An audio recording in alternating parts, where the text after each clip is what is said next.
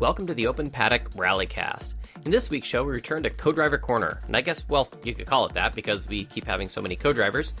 We have special guest with us, Karen Jankowski. I've known Karen as long as I've been involved in rallying, and surprisingly, this is the first time we've had her on our show. We talk with Karen about how she got started in motorsports, and more specifically in rallying. We also get a bit of a review from last month's Olympus Rally, and find out who's going to have to sit in the right seat as she takes on her first stage rally as a driver in the upcoming DirtFish Oregon Trail Rally. This is Open Paddock, the RallyCast.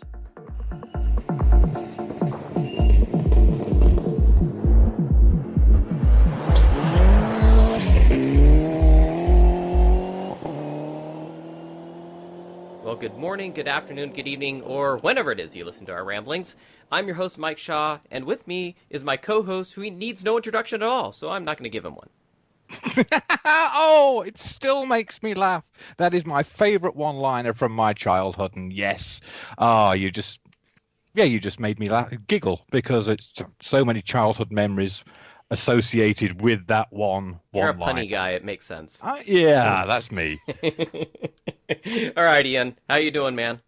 I am doing great today. It's been a nice day in Minnesota, beautiful sunshiny day, and kind of like feeling I should have taken the Model T Ford out for a drive before I came and did the podcast, but ran out of time, unfortunately. But let's start things off. I have a beer in my hand for the first time in a few weeks. Well, we've got also our special guest with us, who's also joining in the beverage consumption. We welcome to the show Karen Jankowski. And Karen, how is it we've not had you on the RallyCast yet? I mean, I've known you how long? I don't know. We were just Right? talking about that the other day. I can't believe how long we've known each other and how long you guys have been doing the podcast. And by the way, thanks for having me on the show. I listen to your show every week. Love it. You guys do a great job, and I'm honored that you guys asked me. So better late than never, right? Save the best for, well, not last, but later. There we go. Save the best for later. Well, as we were talking, I guess, a little bit adult beverages that we're consuming here, Karen, we'll let you lead off, because I hear you're enjoying something rather tasty. Well, it is supposed to be in the mid-80s here in the Portland area, and so I wanted a little bit lighter, a little fruitier beer, so I went with a Full Sail, their new Blood Orange Wheat Ale, which is really, really nice. Not too fruity, just a little bit like having, a nice ale with a little hint of orange. So I kind of get away from stouts this time of year. They're a little heavy for me when it's real hot out. Mm-hmm. And I like something a little bit like this. Well, one thing I like about some of these fruit beer things that have been starting to come on, some of the ones that are not, I don't want them too tart, but that kind of overcomes the over hoppiness of some of the ones. It kind of tones them down a bit. Something about the fruit with the hops kind of takes away some of the bitterness, it seems. And good choice. That sounds like one I'm going to have to try. All right, Ian, you're next up. What are you enjoying, sir? I am going to plug my local brewery, Enki, which is just down the road in Victoria, Minnesota. I am drinking their Raven tonight. It is apparently a prize-winning Imperial Porter. And yeah, I wouldn't normally drink a porter at this time of year for the same reasons as Karen just suggested, but I've had this for a while, and they just announced that this Raven won a major award at a local a regional brewing festival, and so I thought I would celebrate with them. Excellent. Well, I am enjoying a local beer as well. This is a dry hopped saison, which was a gift from a friend, which is awesome. It's the Ready Player One by Level Brewing here in Portland, and it's got a little bit of that fruitiness, kind of like we were talking about, light and very delicious, actually. Not super hoppy. And Ready Player One, I really liked the book. I finally read it just a year ago before that movie came out. I'm like, oh, the movie's coming. I better read that thing, right? And really enjoyed that, and friend got me that. And I'm, of course, enjoying it because it is the month of May. We are officially in the month of May in my 100th running Indy 500 glass, because I will forever remember being at that event. It is the spectacle in racing, right? You just can't overcome what the Indy 500 is. It's a bucket list event for sure. I've been fortunate to be sitting on the starting line and experience the Indy 500 myself, and would love to go back. And we never miss, even if we have to tape it. We always watch the Indy 500, and I just love racing in general, and I just love that whole event. And I'll root for my hometown boy, Alexander Rossi, which is from my hometown area, and hopefully he can drink that milk again. But yeah, it's pretty interesting. Okay, I wasn't a fan of Rossi originally. He's really grown on me, and I think he's also become more used to the way that fans interact with you in IndyCar versus when he did a stint in F1, where they keep you away from all fans if possible.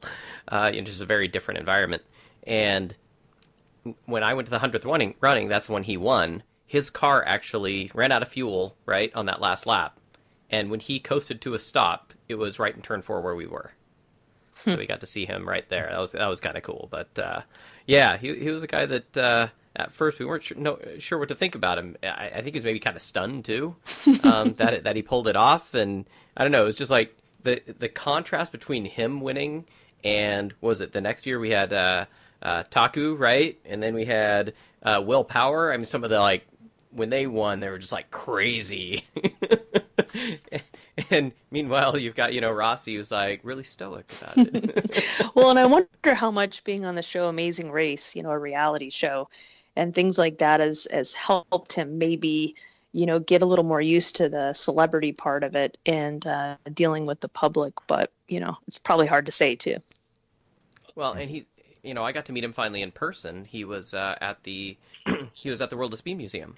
He was really good with the fans there, and he's been doing a Hinch and Rossi podcast now, where they're really doing funny stuff. And so you're right. I think some of that all helped him come out finally, and yeah, be the guy that he should be, I guess, when it comes to interacting with fans and stuff. So, well, speaking of interacting with fan stuff, you're a rather popular person, having won so many championships now.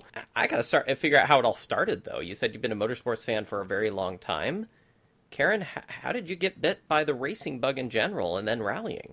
Yeah, it's interesting because I came from a small town in Northern California, Manteca, California, and it's not really a racing area. Scott Speed's from there, and there's a few other people from there or from that area, but there wasn't really a big, racing culture. I didn't know anybody that raced, anything, motorcycles, cars, whatever.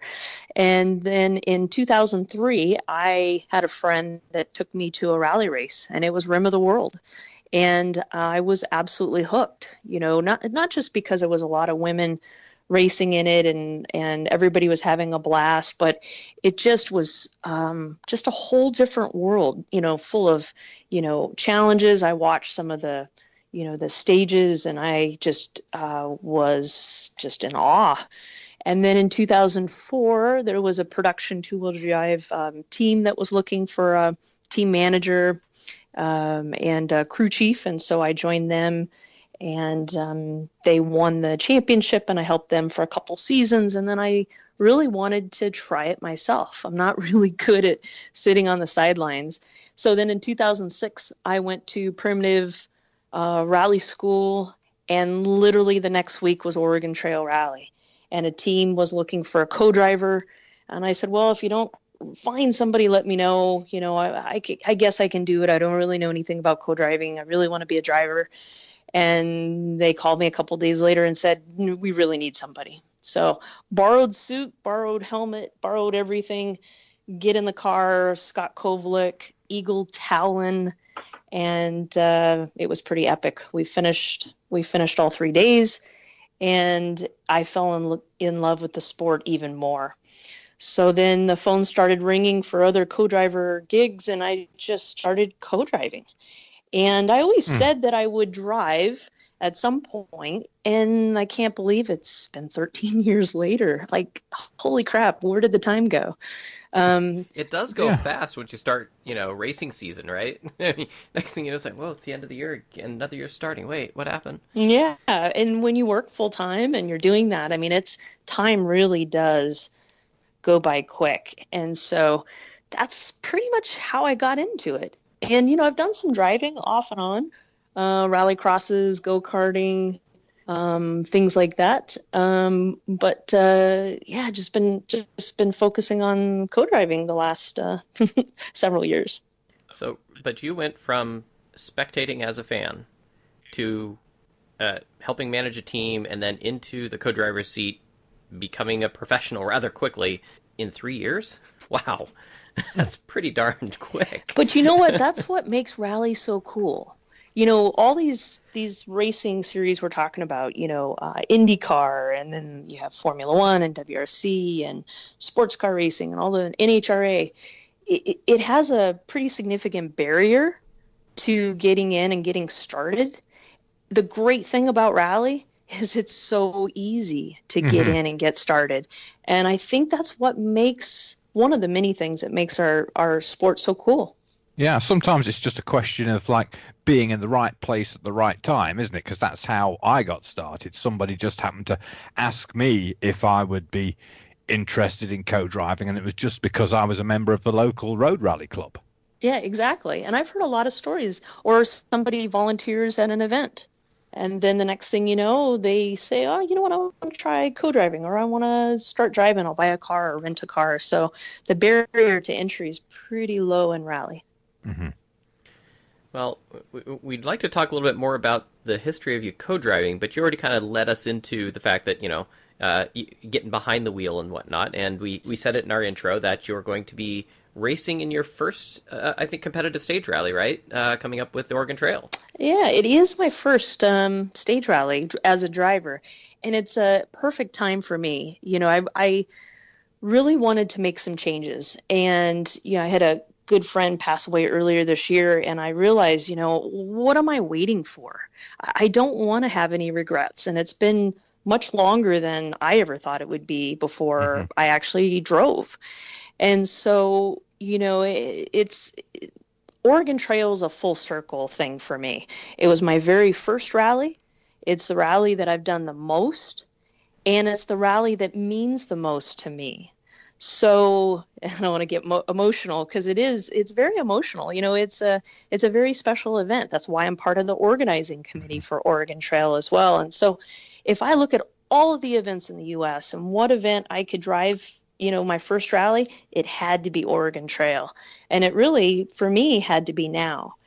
And Oregon Trail is offering something really cool for novices.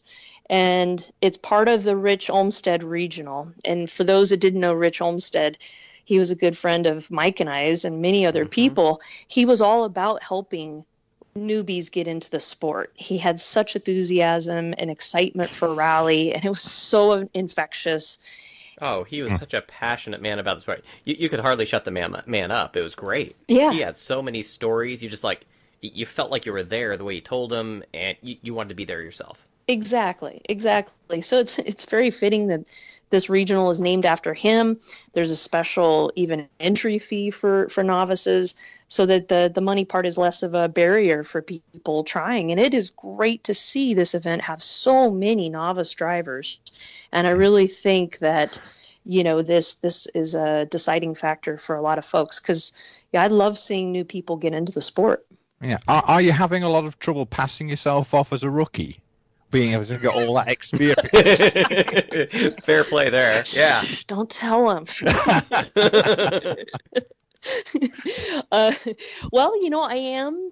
I check with the Oregon Trail folks, and I definitely am a novice in their eyes. And guess what? I'm a novice in ARA's eyes as well. So my car will have to have special modifications done in order for me to be able to drive it. So it's fine. It's fair, and I would like to think that being fortunate to race with some of the best in our sport has rubbed off a little bit. And I've learned a few things, along the way. Well, your husband, Don, has been a Mopar man for a good portion of his life. And you're driving a Dodge Caliber rally car that's a little bit unique. I don't know how much you know about the history of the car. It sounds like is pretty much kind of a one-off, right? It was kind of under development, and so there's all kinds of unique parts on it. Yeah, it's we are definitely, if you know our family, we're a Dodge family. So Don rallied. It was a driver for many years, and it was always Dodges.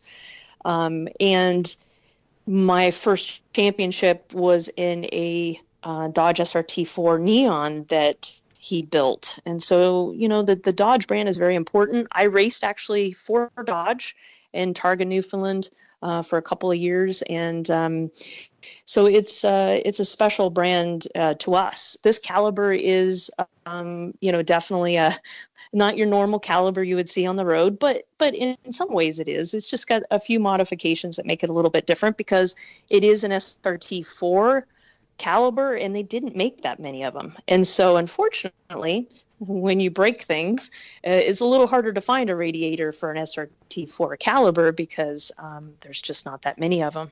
So it's fun to be able to race something that no one has ever seen before. I think for me personally, that's super cool. And, obviously I love Subarus and raced in them for many years, but I'm really honored and excited to race something that no one's ever, maybe good, bad, or otherwise, raced before. Yeah, I mean, I compete in a fairly unique vehicle in the rally truck, and there's something to be said for being in a vehicle that stands out from everything else that's out there. Oh, for sure.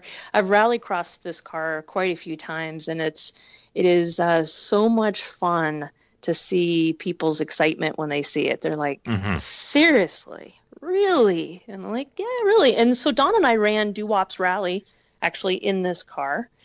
And, so it has done, some stage rallies and tarmac rallies and so forth. So, yeah, looking forward to it.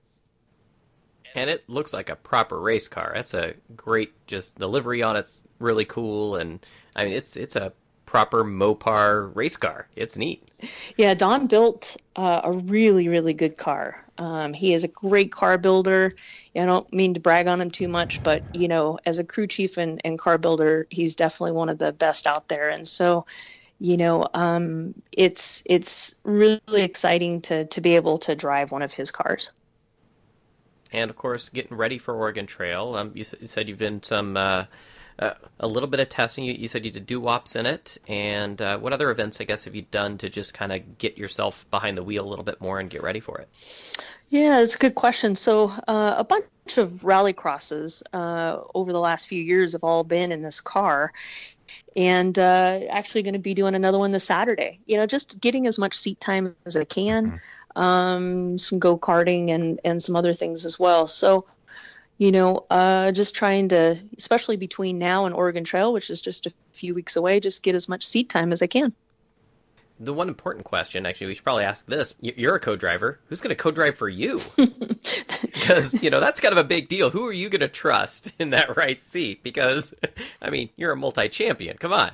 Well, I definitely don't want to add any, extra pressure to anybody that's in that right seat. And I have promised this person that I will give them my rally watch for Oregon Trail, and I'm going to trust it to them and let them do their job so I can focus on doing my job for the weekend. And when I looked at all the people out there, there's so many great co-drivers, in the US and Canada. And, the person that I picked is also kind of a cool full circle story as well. And that person is Matt James. And Matt James and I really met. Whoa. Yeah, we met in 2013. I was racing with David Sturks. And we were going for the SP championship for Rally America. We were at STPR, and his motorhome broke, and we needed a ladder. And so Matt James was just this kid hanging out and said, "Hey, I got a ladder at my house." And so he literally ran to his house, got the ladder, brought it back. We were able to fix the motorhome, and we've been friends ever since. A year later, he starts rallying, and I've had the opportunity to mentor him a bit over the years, and I've been really excited to see his career progression. He graduated from the Oz Rally Pro program, and he's raced with just faster and faster people every year, and now doing it full time. So I really couldn't pick a better co-driver, and I'm really excited to have somebody of his caliber in the car. Absolutely. That's Yeah, he's awesome. a Yeah, Matt's a good friend of the friend show. of the show. Yes, yes. So it's like, are you going to find it easy to let go of the reins a bit on the co-driver's side? What? I think the answer is I have to. I think I owe it to Matt, and I Mhm. owe it to my crew chief, Don, and I owe it to myself to do that, because I think that to focus and do the best I can, which in this case my goal is to finish and have fun. If Mhm. we don't have fun and we don't finish, then that won't be the result we're looking for. So it's just those two goals. So I think if I could just focus on driving, and Matt of course is going to allow me to do that because he's a Mhm. pro, Yeah. then I will. I've promised that I will do that. I can't say that I won't sneak a peek at the time card every once in a while. Old habits die hard, but I Here, let me check your work. but I think that it'll allow me to relax, have a little more fun, and just kind of enjoy the moment. Well, yeah, and bring back actually a little bit full circle to the IndyCar thing. Matt's brother Derek, IndyCar mechanic. Yes, that is. So there we go. It's such a small world, this motorsport stuff, isn't it? Well, especially rally, right? Because it's Yeah. it's definitely a family feel. Everybody seems to kind of pull together, and it is a very small world. So let's talk a little bit about the historical stuff. No, not too much history because we're not that old, right? Mm. Um, but you've been to many events across the country, across the border. Um, is there something, a single moment that just stands out to you as like, wow, this is why I got into this? Yeah, I mean, I think there's lots of those moments. I mean, sometimes it's just a matter of seeing how much fun the rally workers are having. Sometimes it's a matter of, Henry Krolikowski was a great friend and mentor of mine, and he just passed, and seeing all the outpouring and all the everybody pulling together at 100 Acre Wood, and the Mhm. banners and the tributes, and just seeing how much impact one person can make. For me, probably one of my most special moments, especially recently, was winning Lake Superior Rally overall, because that's an event that I've been really close winning, but never have actually done so. And I've raced it a lot over the years, and so that was a really emotional moment for me, because it's my husband's from Michigan. He has raced in that rally many many times, and I have as well. And so winning that event with Joseph Burke in just last year was just a really, really special moment, not just for me, but, for my family. So if you could have a favorite rally, though, a favorite event, do you have a favorite? Or are they just too diverse? I mean, I think that's a good question, because they are very diverse, right? Mhm.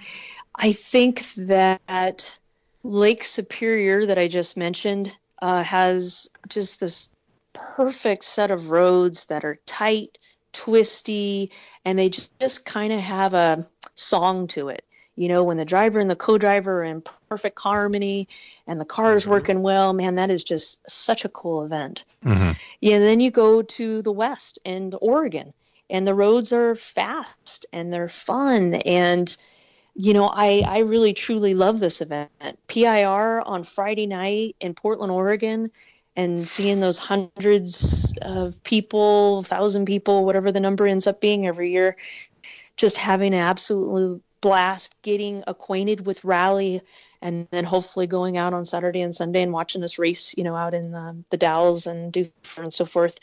That's really cool. So I think it kind of depends a little bit. But I definitely would say that those two events are definitely in the top for me.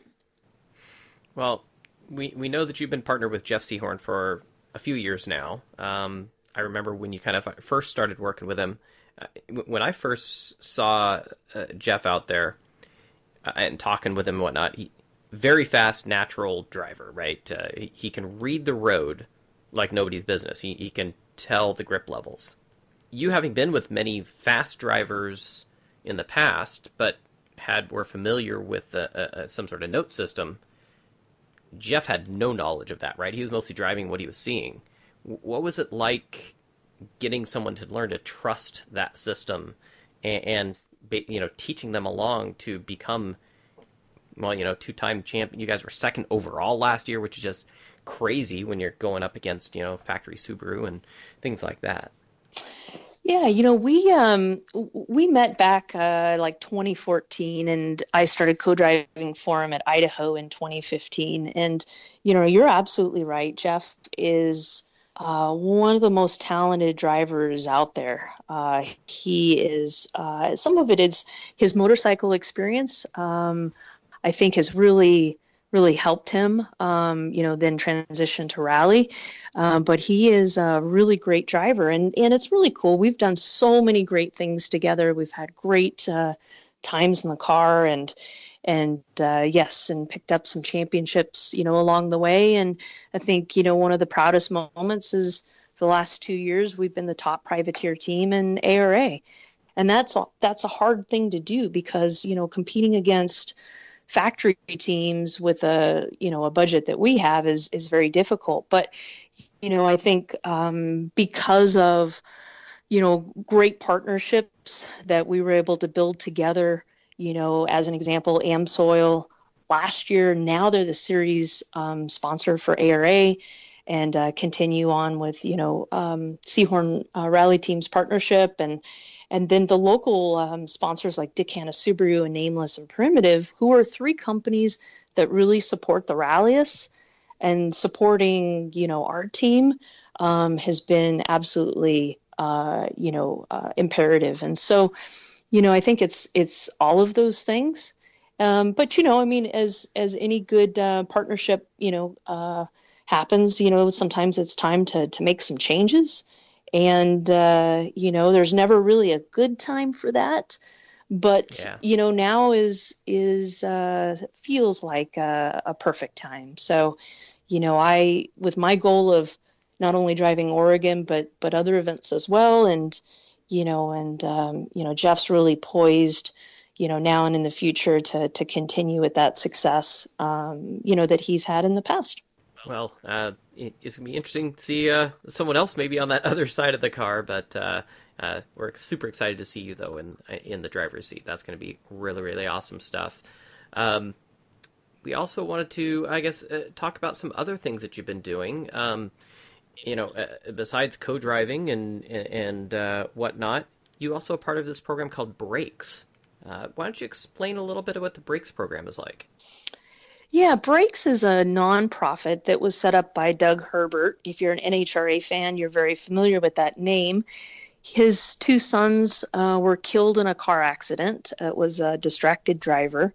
And he really wanted to put together a program to help teens with advanced driving. So learn to use their ABS brakes as an example, learn about oversteer and understeer, all the things the driving classes don't teach.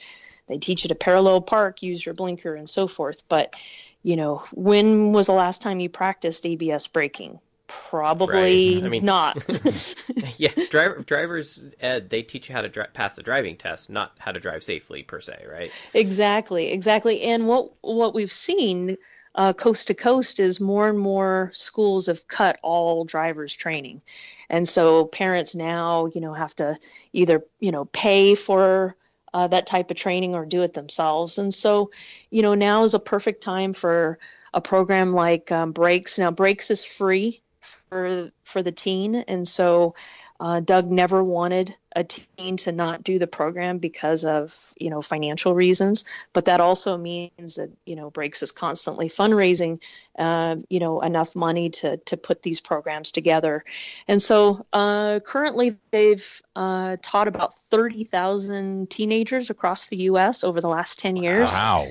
And the only reason it hasn't been more is just funding. So Terry Hines, the famous motorcycle team in NHRA, just donated $1 million to help the program. So hopefully that infusion of cash will allow that number, that's 30,000 to be 60,000, let's say, in the next year to 2 years. So it's a really great program. It really fills up my soul to be able to teach in that program, because you really, really know that you make a difference.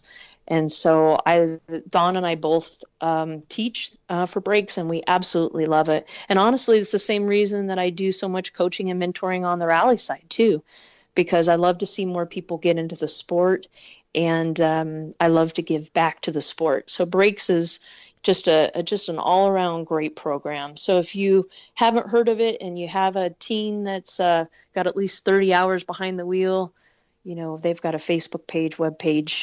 Check out and see when they're going to be in your area. Well, that's really cool, because I remember the first time I had to slam on the brakes and analog brakes kicked in, and it scared the shit out of me. And it's this whole thing of not knowing what the car is going to do. I think that, when you can predict, you can be, anticipate and be safer. And boy, let me tell you, it was a scary, scary moment, because you freeze up when under analog brakes, you can actually still steer. Yeah, exactly. And you freeze up because you're scared. Yeah.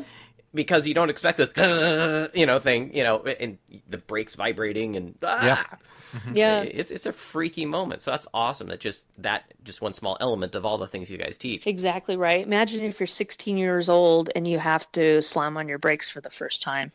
And I did. Yeah. See? and so this now takes that, that scariness or that hesitation. It's funny, the first time through, I might get one student that actually gets the ABS to kick in the first time trying it, maybe one.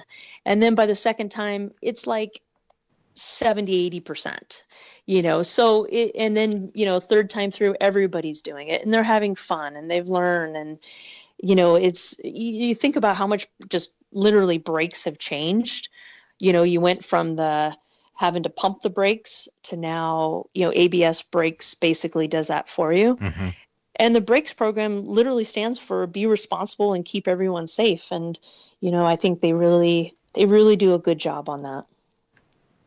Cool. Oh, it's not just teenagers that need this kind of thing. It's like people who come from another country and move to Minnesota, where in the winter, where they have no idea how to deal with snow-packed roads and stuff. Sounds like Ian's got an example here. He's doing some ice racing. I just remember the first time.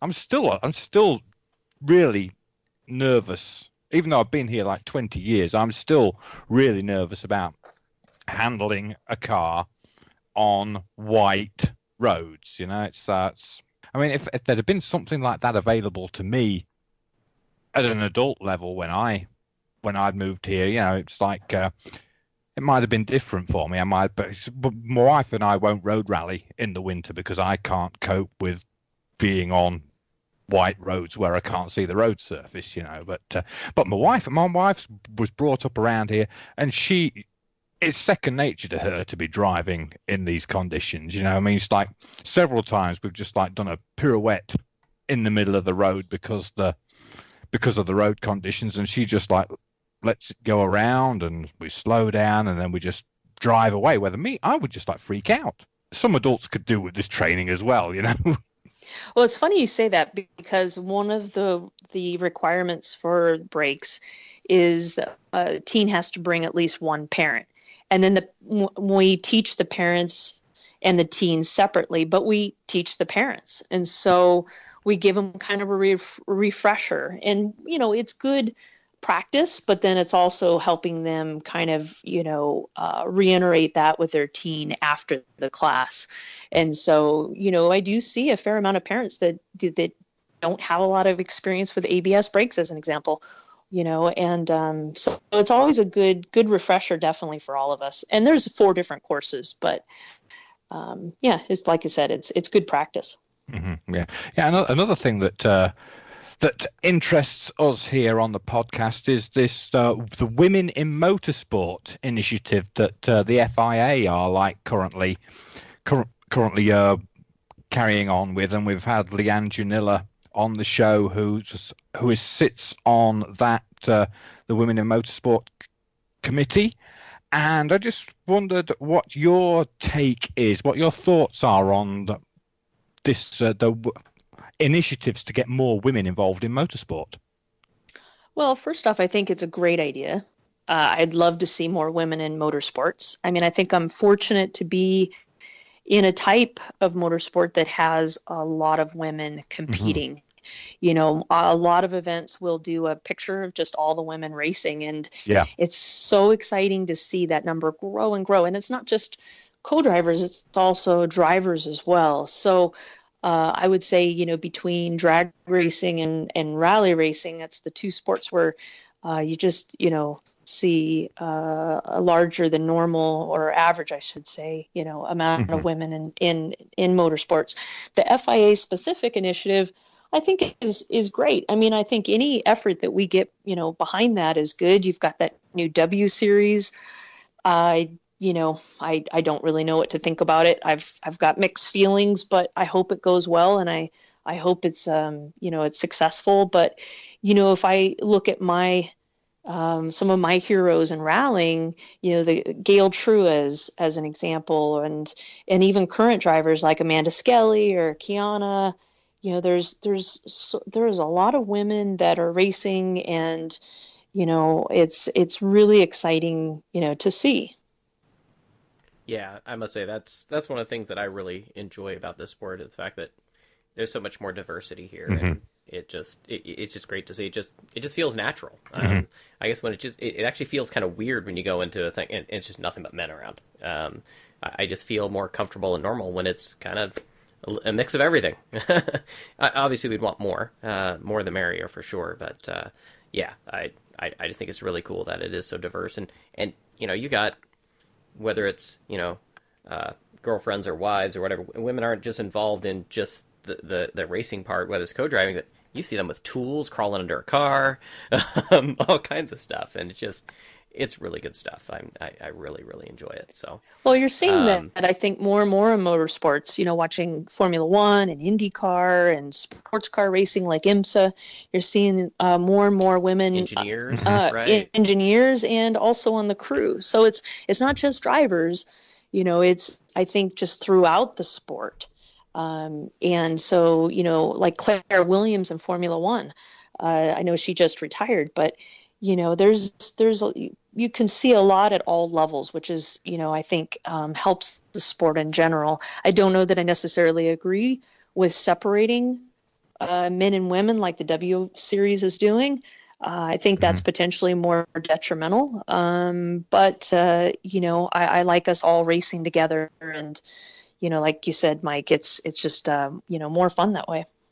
You're also involved in one of the committees for the ARA, trying to improve rallying in general as it, you know, starts to gain traction again. I know rallying just over the years, kind of, you've seen the ups and downs. It's really hard to keep some consistency in there. I don't know, maybe it just kind of grows with and shrinks with the economy. I'm not quite sure, but if there was kind of the blank check thing, if you could see, I mean, what were some key changes you'd like to see rallying in America, or also north of the border, whatever, North America in general, kind of go to that next scale? What would you like to see? Well, I think the easy answer is get a WRC rally. I think that's a hard answer, you know, and maybe that's, you know, another 5 years down the road. I think where we are now is what I want to see, which is a huge influx of new people getting into rally across the U.S., more rallies than ever. You know, I've been around, you know, rallying, you know, for 16 years, and this is the most amount of rallies I've seen on the calendar. And I'm not just talking ARA, you know, I'm just talking, you know, all, like, including NASA. So there's more and more rallies in people's areas, so that brings out, you know, more competitors.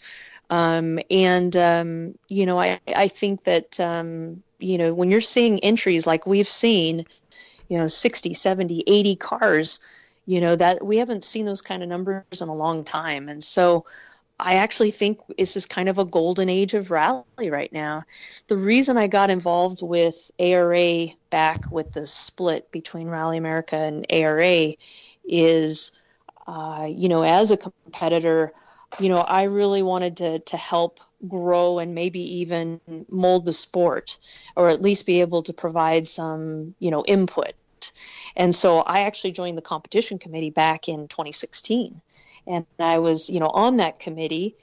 And then when the committee chair stepped down a year later, I took over.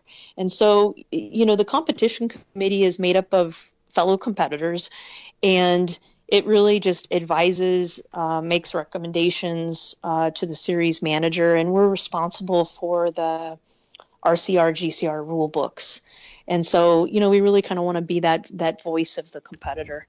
So I think it's a very exciting time for Rally, and I like being part of ARA and hoping that I can make some impact.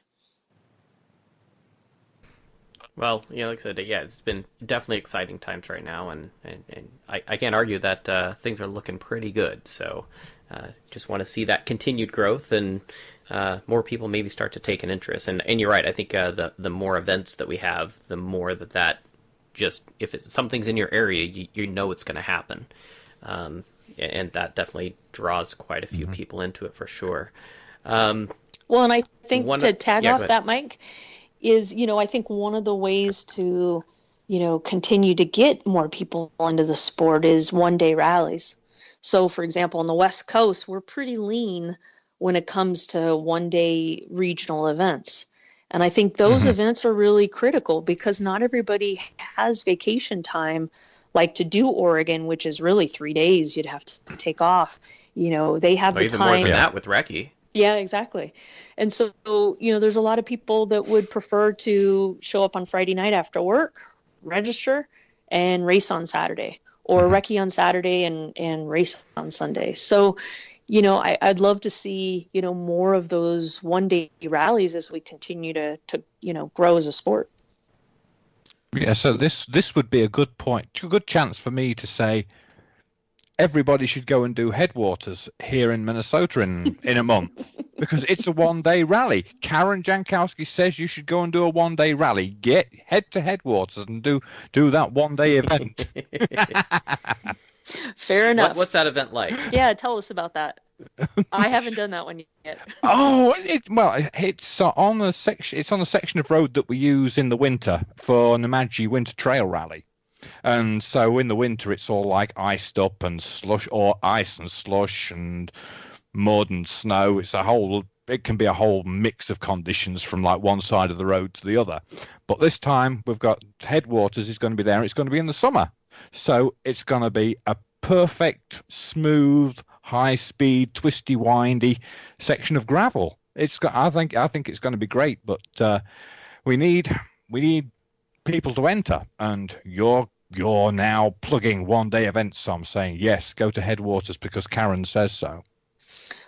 Well, I would say not only Karen says so, but I would do it if it wasn't so close to Oregon. That's my perfect kind of rally roads. I like, the fast, twisty type of roads. I think those are really fun and challenging. And if it's anything like Ojibwe and those type of roads, which are some of my favorites also out there, Ojibwe is so cool because you're literally racing down the road and you're like, oh, there's a river on the right. Oh, there's a river on the left.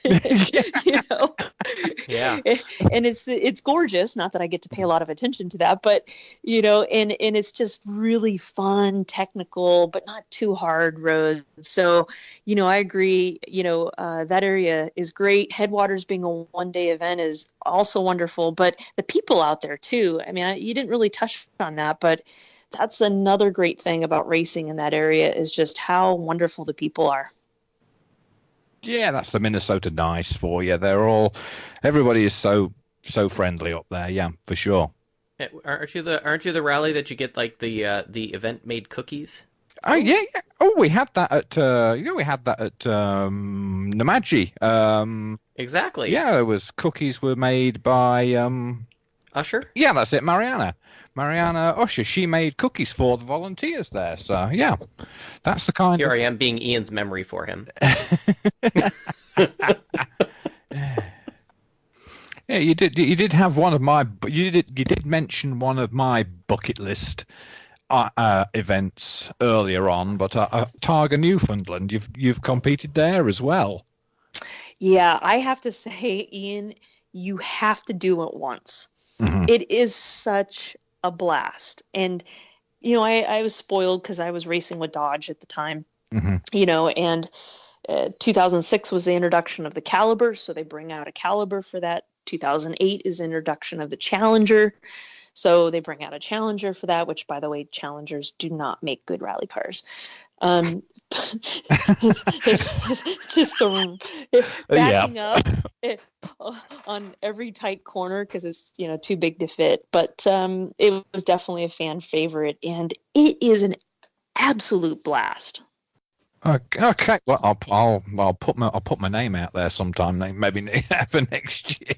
Yeah, as long as you got the vacation time. I mean, obviously, it's about 7 days, Yeah. so it's Hmm. pretty wild because you've got prologue, which is kind of seating everyone Hmm. for a couple of stages. And then you've got 5 straight days of racing. Every day it gets harder and harder to make the perfect time, the zero time. And it's all done by class. And there's usually at least one hurricane that hits Newfoundland while you're there. So you got to Yeah. deal with weather. And every day you're in a different city. Yeah. So you have the challenge of that as well. So you fly in and you're in that kind of area, and that's very populated. But as you go around that island, it gets less and less populated and less people, and they Hmm. don't have a lot of hotels, and they only rent them out once a year, and So and that's the other thing, right? It's like rallying, whether it's Targa or whatever. It's we're in these remote areas, which is awesome because these remote areas normally don't get these people, but yet we sometimes need infrastructure to support this thing that we're doing, and it's not there, right? well, It's just one right. of those challenges of the Like sport. Pennsylvania, STPR. Let's, some of the scariest hotel stories I have in rallying is at that event. Now there's, I think there's a couple more hotels than there were, but yeah, it's really hard because sometimes rallies don't really think about that. They go, okay, cool, we got roads, and it's like, okay, is there Where are people going to where are you stay? going to stay, and do you have any restaurants open past 7 o'clock? Right. Gosh, Yeah. that is definitely a thing. Oh my God, everything closes in some of those towns. Like 8 o'clock, we're done. Well, exactly. And they always say, well, didn't you know there's a rally? Well, yes, the rally will tell, the organizers will tell all these businesses, but whether the businesses will Hmm. believe us or want to spend that extra, money for people, that's a whole Right. different story. Well, one thing that we also wanted to do on the show is, of course, review the Olympus rally of which you competed in. And I don't know how long you want to hang on with us. We can kind of go through all kinds of stuff that happened there, but we can just start off with, we know that you and Jeff had a couple of challenges, but you still went back out there. Give us your kind of little short version of what Olympus was like for you this year, the conditions, things like that. Well, I think Olympus is a really great rally. There's the roads are really fun and challenging and technical. We don't get notes ahead of time, so you have to write your own notes. So that adds to the challenge. It's very well organized. Doesn't hurt that it's only 2 hours from my house, so that's not too shabby either. But I mean, Olympus this year, I think the roads were a little more challenging than they've been in the past. They had graded some of the roads, which is kind of a blessing and a curse sometimes. So we had a lot of river rock and some of the more sharp rock, and so that led to, I think, a bunch of punctures for folks. But yeah, we had a little off-road excursion, and the super rally rule for ARA allows us to go back with a penalty. But Olympus, as an event, made a rule that if you DNF'd at any point in the first day, you could not restart until the start of day 2. And not every event does that. They're all a little bit different. But Yeah, because I remember some events will let you, and I think we've done this in Oregon Trail before. It's like you can come back on day 1, but that day I think you wouldn't be scored any times. Then you can come back on day 2, and that's when you'd have your rally restart or something, something like that. So you could at least get like some miles in if you wanted to learn or whatever. Well, in fairness, Olympus allowed us to do that. So we were allowed to restart after the last service. So we did get, a couple of stages in, but they weren't scored. The difference is some events like Oregon, I believe even last year, will allow you to restart at a certain point, even the first day. Yes. Okay. And be able to actually be scored. So they're all a little bit different. Olympus didn't, but that allowed us to get back out there on day 2, set some really cool top 3 times, and and have a blast and bring home a finish. So, it was a really good event. It had one of the higher entry numbers I've seen in quite a long time for Olympus, which was fun, and a date change was a big variable because, over the last, I think, what's it been, 8 years, I think, Olympus was in May, Oregon Trail was in April. They switched back to the traditional dates. And so that was, a big change as well. And we've had better weather with this event than we had in years past when they were earlier. That's funny. I think that's a fair point too, because Olympus has had a lot of rain over the last few years, and obviously that impacts the roads quite a bit too. So no, great weather. You could not ask for better weather, and I think there was a lot of excitement for that rally, but we had a first time winner with Oliver Solberg, and it was exciting to see some new blood, winning rallies, and especially such a young person as well. Yeah, I guess going off of that, Super Motorsports, of course, being out there, Oliver, I went out and I didn't get a chance to see him that much. Obviously, doing the media stuff, I don't always get out to the stages like I'd like to, but when I did see him, he was visibly quicker than David was. He was wrestling that car around every corner, and this is his first time ever sweeping the roads from the front. It's his second ever four-wheel drive gravel rally, right? Because the first one was 100 Acre. It's his second competitive time in that big car. It's suddenly a substitute co-driver. And boy, talk about connections, right? A Solberg, go figure. I need a replacement co-driver. Let's call up Denny Juraday. He does have a nice Rolodex there. Yeah. I mean, granted, he has neither had experience at being at Olympus before, but Denny's got obviously a long reputation, history of in WRC and whatnot, and yeah, that was pretty cool to see him out there. And it was funny because I was actually talking with Better, and he's like, hey, have you met Denny before? I'm like, no. Hey, Denny, how are you doing? He's like, yeah, this is Denny Juraday. And then it clicked with me, that name.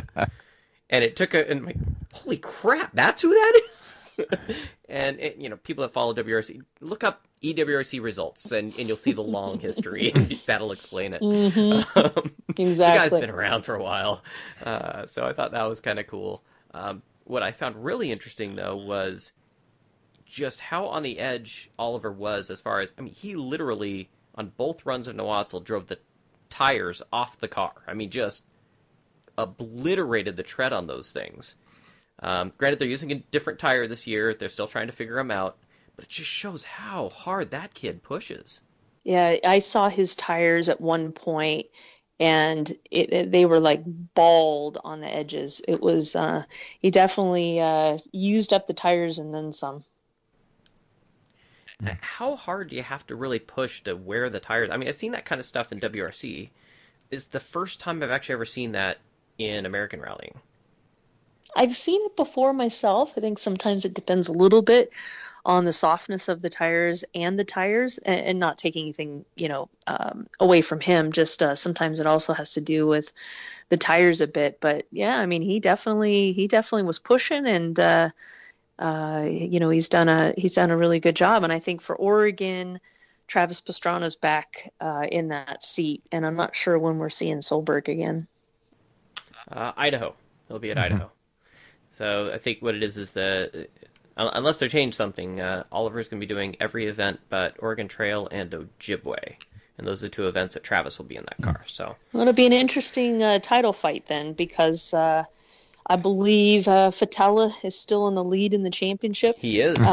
You know, Got a great third place on the podium again, but he's been really consistent. and that's kind of the name of the game. I mean, it's as someone that's gone for championships. You know, it isn't about trying to actually win every rally. It's about not finishing every rally and finishing as high as you can. And it's a different kind of racing when you're going for a championship instead of a few events here and there. So Fattel has done a great job with that. His car is absolutely awesome.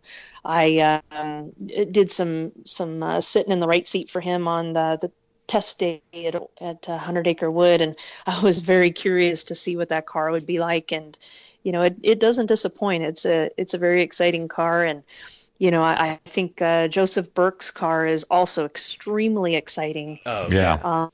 Talk about just a beast and fast car that team has put together. So I love seeing that kind of competition. I hate seeing Rally America go away. I think it surprised everybody, the timing. And obviously put a lot, on ARA all of a sudden. But it is fun to see everybody kind of racing together from both series. Yeah, and I think that you can learn from each other. You always do, right? So even if somebody's you've got a factory Subaru team, but you can still learn from them. I mean, you know that you're not going to necessarily able to be at the same top speed as them, but how they do their corner entries, how, you can see their lines and their braking points and can learn at least something out there from it. It kind of brings me back to, another podcast that I love listening to is that Dinner with Racers, those guys. Yes, me too. Yeah. One thing they always talk about is, in sports car racing, when people complain about, somebody being a real silver or whatever, and this weird system they have, people complaining about somebody being too good that you have to race against. And yet in rallying, everybody is on the same roads and they all race together. Everybody has an opportunity and everybody can learn from each other. And even though somebody might be miles away better, it's still, you learn how you stack up. You learn, what things you can maybe improve on and things like that, I would think. Well, even as a co-driver, I'm trying to constantly, learn. I don't have all the answers. And I try to learn from other co-drivers and pick up little things here and there. And, I think that's one of the other cool things about rally is people aren't, afraid to share information. No, It's quite the opposite. People are very happy to, to share information and help each other and so forth. And so, there's usually more than one way to do things. And, it's just a matter of wanting to seek out that information and ask people and try to keep, learning. Now, one other thing that was neat about Olympus is we started to see McKenna Motorsports as a full-fledged motorsports outfit, right? Instead of them just running Barry's car, he had an R5 out there, and he was running Kiana's car. So they are now SRT USA sized, or sorry, Subaru Motorsports USA, new name. But they're a full-fledged team working multiple cars, and that was really neat to see someone else committing to that level. And technically, they'd still be privateer plus. I don't know what you want to call that, because obviously they have the funding, but to see a new car out there, two new cars really, and the support for people to be that they can now, I guess, we have now a mechanism to get more people from other places that won't have a car of their own. They want to maybe go try an American event, right? And can rent a car and a crew to go ahead and do that. Yeah, I think it's really exciting to see, because I do agree it's going to be a great avenue for others to come in. McKenna definitely, has cars, not only the Seamus Burke car, but I think he has maybe even other cars that he's working on for rentals. And so I think it's going to be really fun to watch. Barry's a really great driver, really great guy. It was awesome to see him put everything together and win at 100 Acre.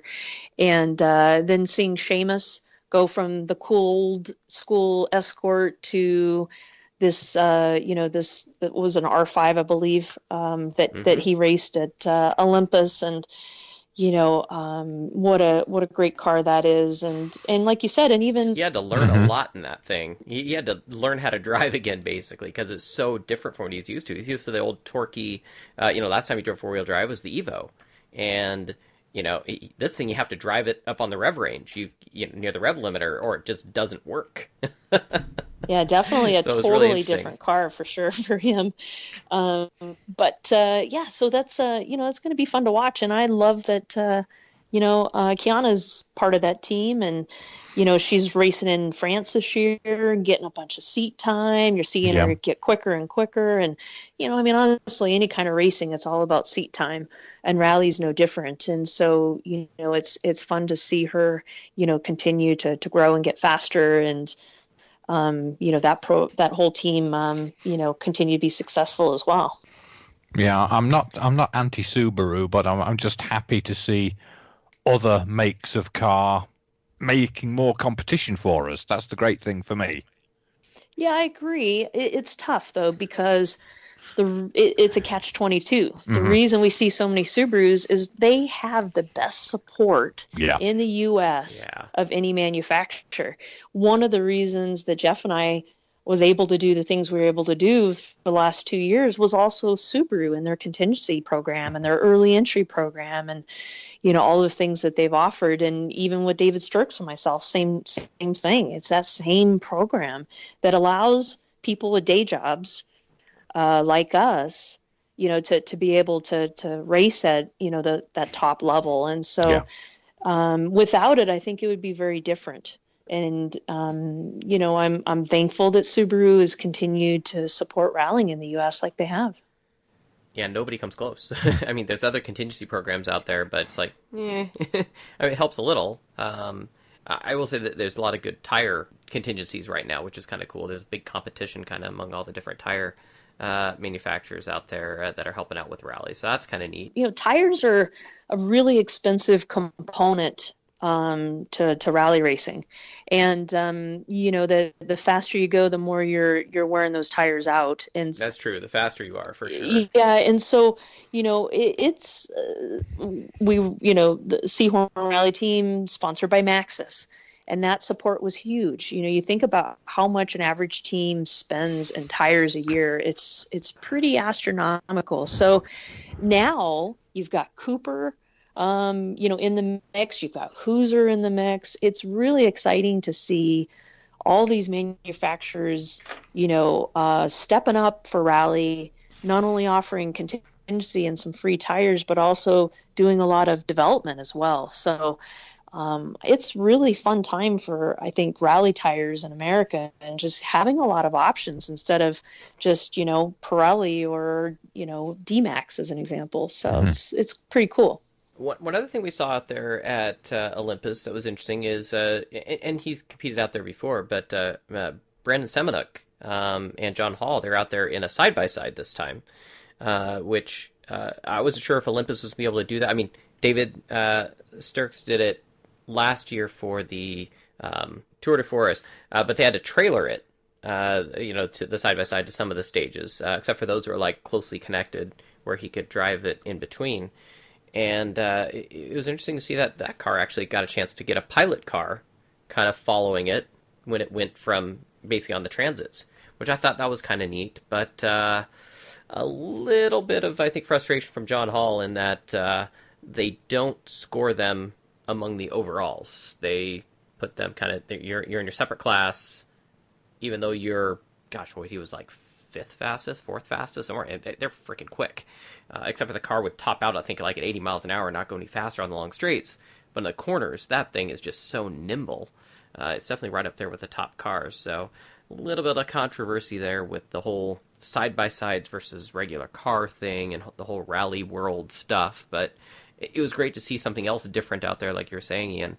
Yeah, a little bit of controversy on how those vehicles are handled. I think UTVs are a little tough because you got to figure out where you're going to put them and where they fit in rally. There's some events that I don't know that they'll ever be able to really run because of, state or county rules.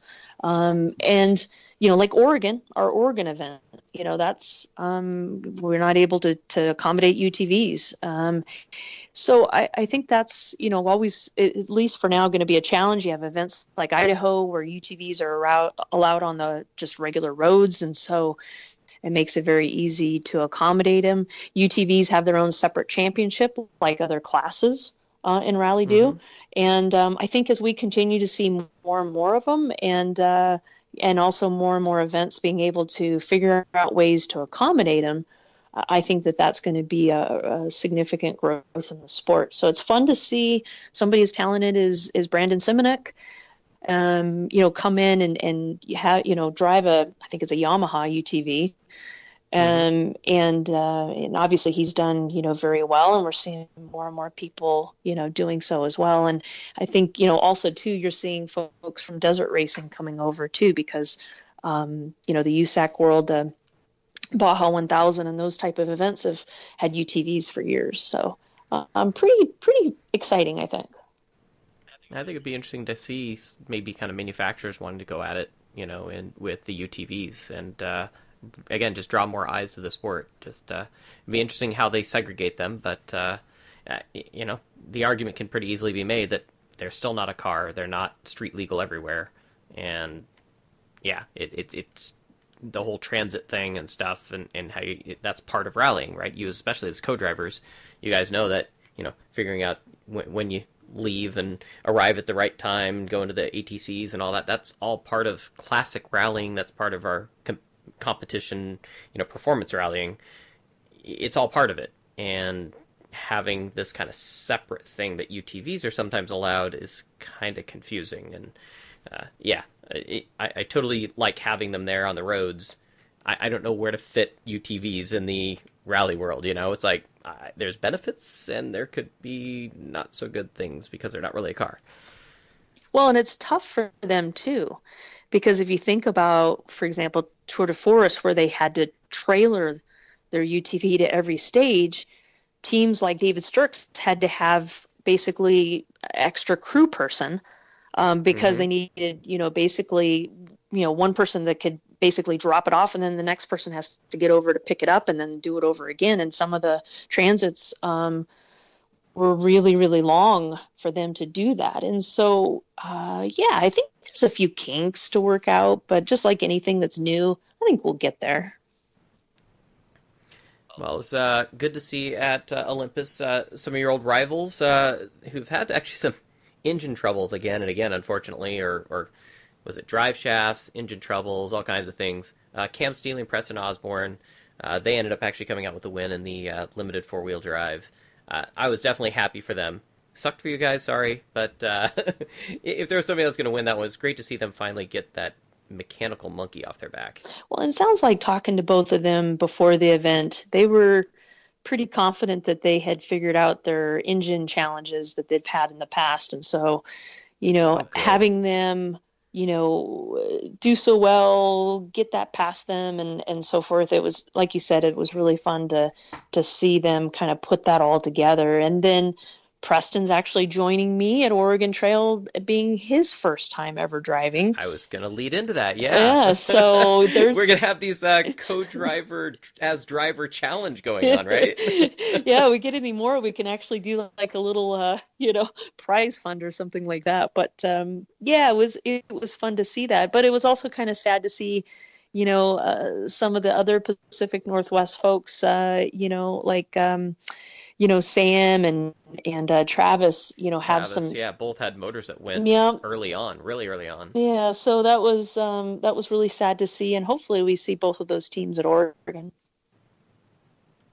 Yeah, I'm hoping so. I mean, because having to swap an engine, not an easy thing to do, but winner of Open two-wheel drive, Eric Potts, they had to swap not one engine, but two, and still won. Two? So, Two? yes, I yes, missed that bit. I guess I did Yeah, too. I knew it both was were one. before the event started. Yeah. Yeah. So they noticed a problem with their original motor when they were testing out there by DirtFish at DirtFish. Had the crew swap a motor there. They basically go to fire it up and notice right away it was leaking something or whatever. I think head gasket was gone or something like that. Just as soon as they put it in, they're like, "Really?"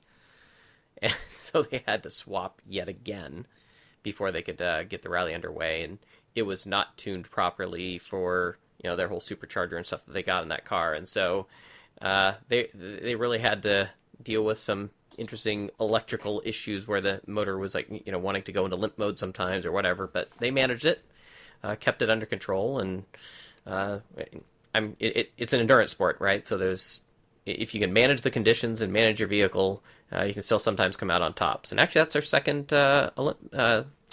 win at Olympus, actually, because they won last year as well. Well, for their class, so. Press on. And if you got to press on by doing two engine swaps, then that's pretty darn cool. That's a story to tell the grandkids. Yeah, one's tough enough during an event. Been there, done that, and can't imagine trying to do two. But Potts is one of those exciting racers to watch. He is quick, and he does a lot with that car, and he's very exciting. And I think him and Claudia make a good team. So yeah, it was really fun watching them race Seamus Burke last year for the championship. I did want to also give a shout out to Blake and Trisha Lind, who, gosh, where did they finish overall? Blake and Trisha, they're so fast in that thing. I think it was like 6th overall. They look great. How do they do that in that car?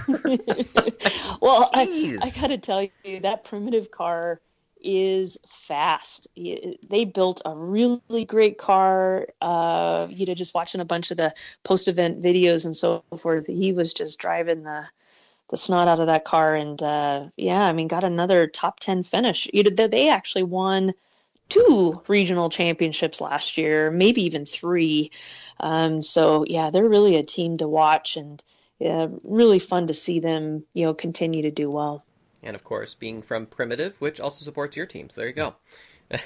Well, they support probably half of the Pacific Northwest rally teams. That's very true. They even supply the worker vests for like Oregon Trail Rally. So, those talking about these, hometown companies that allow us rallyists to do what we do. And, that's the neat thing. Like a company like Primitive is everything from the volunteers to the events themselves to helping out the rally team. So, you look at all the teams at Oregon with a Primitive sticker on the car, it'll be a lot because they really do help a lot of teams. Them and, like I said, Nameless Performance and Decana Subaru and some of those others. So, yeah, it really makes a difference. Well, kind of closing out a few other stories I just wanted to bring up. Was awesome to see Bruce Tabor and Aaron Hooker end up the only ones finishing and therefore winning their class in the limited two-wheel drive in the previously stolen Sentra SER, end up coming back and winning that class a year later, where in the parking lot the day before the event, the night before the event, that car was stolen. It's painted black there's brush strokes of paint. It is horrible. And although I think Bruce said that at least it has a nice CD player in it now, which it didn't have before. So,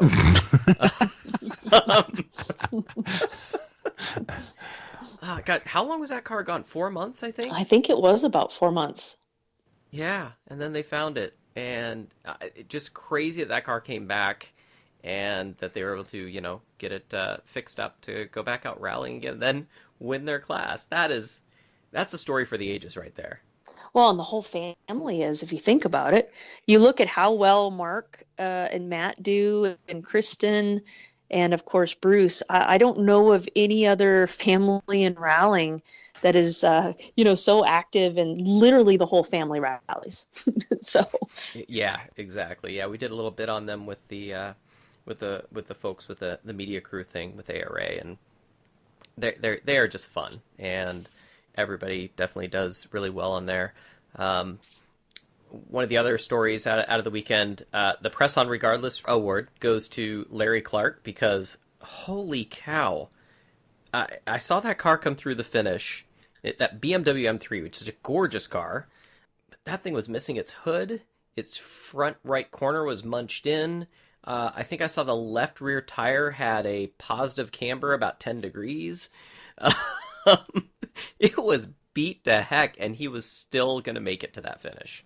Yeah, I just like you saw that car come in and it was missing a lot of parts, but the one thing it wasn't missing was a smile. Both driver and co-driver had the biggest smile you've ever seen. I think they were not only excited about finally, getting to the finish, but just, being there and having a good time. And I didn't hear all the adventures, which, got them there without the hood and all the other parts, but yeah, they've been rallying. The Clarks have been rallying a long time, so it was good to see him finish.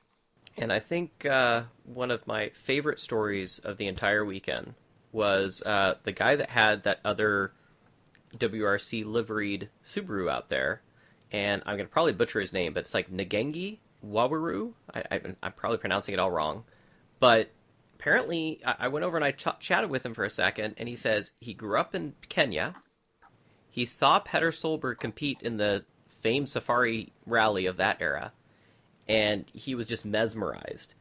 Fell in love with the Subaru team then. He ends up moving to the States when he's older, builds his dream rally car, which is, of course, a Blob-Eye Subaru WRC. He never could have imagined ending up going to Olympus and competing on the same roads as Petter's then son, and then getting to meet his rally hero as a kid. That's just an awesome story, and I guess he got to have a picture with Petter in the car and stuff like that. I know we hear stories like this every now and then, and just that was just one of the things that just kind of tickled me. Mm-hmm. Just this guy that's like, there's his hero. He built this car basically in that image. He goes to compete in a rally finally in that car, and oh my God, there's my hero there, who would never be in the States normally. Yeah, it was a really cool story. I'm pretty active on social media, and I saw as many pictures of that car Mm-hmm. as I did of Solberg and Higgins's car. Definitely popular with folks, and hearing his story and seeing his story on social media, because I wasn't aware of it during the event. I caught it kind of after the fact, but and meeting him, what a nice guy and what a really cool story. You have any meeting your hero stories, Ian? Not to do with rally. No. I've not met any of my rally heroes yet. But actually, come to think of it, most of my rally heroes have passed away, so I'm not going to be able to meet them anyway. So, but so no, unfortunately, but I did. I did catch this story about this the gentleman whose name Ngengi Waweru. I mean, I thought it was a great story, and there was probably some tears shed in the background afterwards, or maybe on that one, because that is just it's just a way cool story. It's just awesome.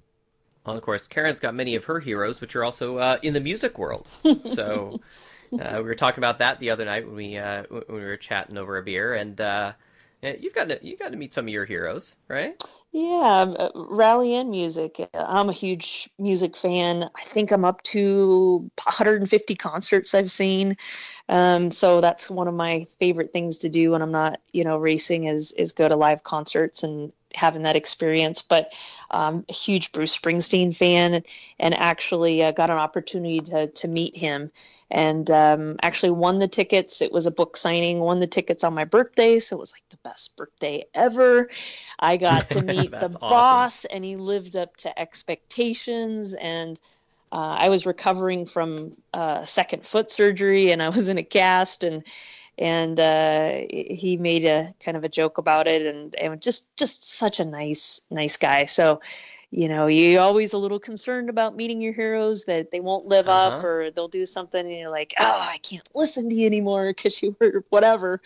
But no, he didn't disappoint. And, from a rally perspective, John Buffum, Doug Shepard, Gail Truez, I've got kind of a lot of heroes, and and some I was able to race with, like Doug, and others I've been able to be friends with and learn from, like Gail. She works for B.R.A.K.E.S also, and Buffum, and so yeah, they definitely all lived up to expectation and then some. And Doug is a great mentor, and somebody that made that transition from co-driver for John Buffum to driver, who has won many events and championships on both sides of the seat. And so he's been, continuing to be a great mentor for me of making that transition. A new drive. Have Matt come out here. Gosh, has Matt? It's been a while since Matt been out west. He's been out west once before, I think, but it's been a long time, right? Actually, it's pretty cool. This will be his first time. So he was out in Idaho one time for training, but he has never been to Oregon or Washington. So he's gonna be able to do a little sightseeing while he's here as well and spend some extra time. But he'll be wide-eyed. Exactly. But it's kind of funny. It's like Christmas. I just can't wait until Oregon Trail. I'm even more excited than I thought I would be. Just what a cool opportunity. So I appreciate you guys' support. I appreciate you having me on the show. And like I said, big fan, and just keep doing what you guys are doing. It's a really good show. Well, thank you very much. Good luck at Oregon Trail, and we'll be following how you do. Do you have a target, or is it just mostly I want to finish?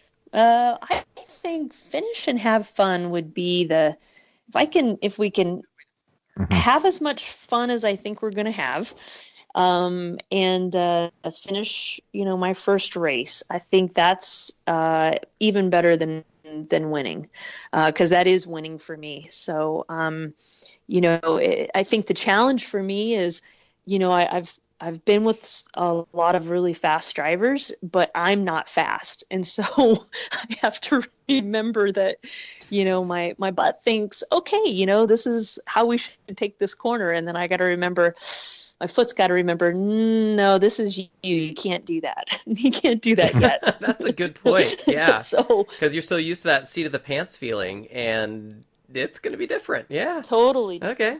So.